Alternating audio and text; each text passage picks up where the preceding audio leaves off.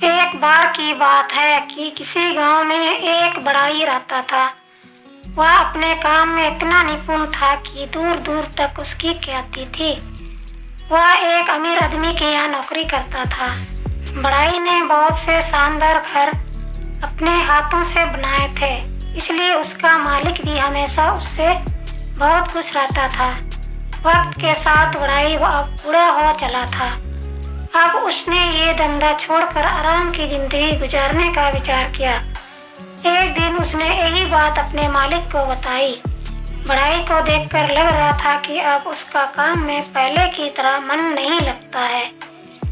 वह ये काम करते हुए थक गए थे, लेकिन काम बहुत ज़्यादा था, तो मालिक ने बड़ाई से विनती की कि अभी बिजनेस में बहुत काम बाकी है, मैं तुमको जाने नहीं देना चाहता, लेकिन तुम जाना चाहते हो तो ठीक है, लेकिन एक विनती है कि एक बड़ा बंगला बनाने का काम आया है।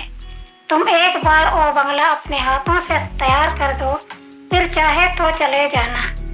बड़ाई को भी मालिक की बात अच्छी लगी। उसने सोचा, चलो एक ही बंगला तो है, इसे भी निपटा ही देता हूँ। बड़ाई अगले दिन से नए बंगले में काम पे लग गया, लेकिन उसका मन अच्छे से काम नहीं कर पा रहा था।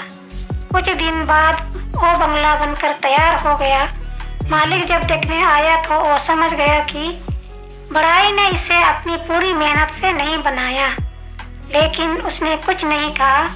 वह बाहर आया और एक चाबी जेब से निकालकर बड़ाई को दी और बड़ाई से कहा, तुमने पूरे जीवन मेरी सेवा की है, ये बंगला तुम्हारे लिए पुरस्कार है।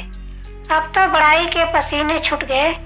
वो मन ही मन बोला, अगर मुझे पता होता कि बंगला मेरा है तो मैं इसे बहुत अच्छा बनाता। मैंने जीवन भर लोगों के लिए अच्छे अच्छे घराने बनाए, लेकिन अपना ही घर सबसे बेकार बना डाला। दोस्तों, ये कहानी हमारे जीवन पर भी लागू होती है। जीवन में हर एक काम महत्वपूर्ण है। हर काम को पूरा मन लगाकर कीजिए, क्या पता आपका यही काम ही आपको सफलता तक ले जाए।